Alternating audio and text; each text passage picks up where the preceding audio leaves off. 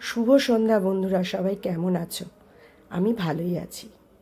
সেদিন বেড়াতে গিয়েছিলাম, পুরোপুরি দেখানো হয়নি কোথায় কোথায় কিভাবে ঘুরলাম, তাই আজকে সেই ব্লগটা নিয়েই চলে এসেছি।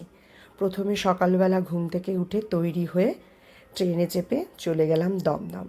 দমদম থেকে আবার ট্রেনে করে দক্ষিণেশ্বর। এই যে দক্ষিণেশ্বর নেমেই সবাই মিলে একটু ছবি তুলে নিলাম। এই যে নেমে সামনের দিকে এগোবো, তাই দাঁড়িয়ে পড়লাম ছবি তুলতে। চিনু বলল আমিও আছি কিন্তু। তারপর আমরা স্কাইওয়াক দিয়ে হেঁটে যাচ্ছি, সেখানেও একটু ফটো সেশন চললো সবাই মিলে। এতজন মেয়ে গিয়েছি, ছবি না তুললে হয়? অনেক দিন পর আমরা বান্ধবীরা মিলে বেরোলাম। খুব মজা হচ্ছিল মনে মনে, কত জায়গায় ঘুরবো, কি কি করব। সবার আগে তো মায়ের দর্শন করব। কতক্ষণে দর্শন করব, মন অস্থির হয়ে যাচ্ছিল।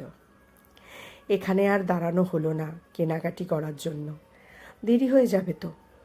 তাই চলতি পথেই ছবি তুলে নাম।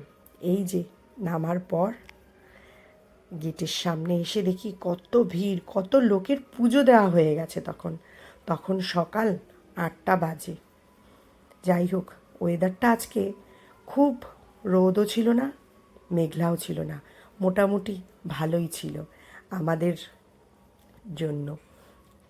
চলতে চলতে একটু দুষ্টুমিও হলো, বাচ্চাদের মতন সবাই শ্যাডো দেখে হাত পা নাড়তে শুরু করলো। রোদের অল্প অল্প তাপও ছিল, কিন্তু ব্যাগ তো রাখতেই হবে, জুতোও রেখে সামনে এগিয়ে যেতে হবে। এবার গিয়ে দেখলাম অনেক রকমের নিয়ম করে দিয়েছে দক্ষিণেশ্বর মন্দিরে। তারপর আমরা নিয়ে নিলাম পুজো দেওয়ার জন্য ডালা। লাইনে দাঁড়িয়ে পুজো দিয়ে ভেতরে ঘুরে এসে আবার এখানে একটু ছবি তুলে নেওয়া হলো। ভেতরে শুধু ছাতা আর আমরা ফুলের ডালাটা নিয়েই ঢুকতে পেরেছি। আমরা শিবের মাথায় জল দেব বলে সবাই গঙ্গার জল নিয়ে গিয়েছিলাম, কিন্তু আমাদেরকে সেই জল নিয়ে ঢুকতে দেওয়া হয়নি। আর মোবাইল বা ক্যামেরা নিয়ে ঢোকার পারমিশনও নেই, তাই ভেতরের কোনো ছবি আমরা তুলতে পারিনি। ঘাটে দাঁড়িয়েছিলাম অনেকক্ষণ জল নেওয়ার জন্য, এই যে জোয়ার আসার জন্য। দেখুন একটা একটা করে সিঁড়ি জল বাড়ছে। যাই হোক, আমরা পুজো ভীষণ ভালোভাবে দিতে পেরেছি। দিয়ে তারপর বেরিয়েছি একটু কিছু খেয়ে নেব। চিনু আবার এদেরকে কলা দিতে গিয়েছিল, কিভাবে তেড়ে আসছিল দেখেই ভয় পেয়ে গেছে চিনু।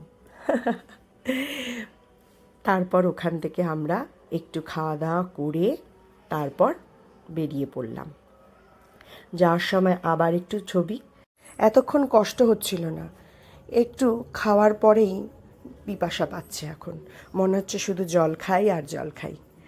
না খেয়ে থাকলে তখন মনে হয় না কোনো কিছু, কিন্তু উপোস ভাঙার পরেই কষ্ট হতে থাকে।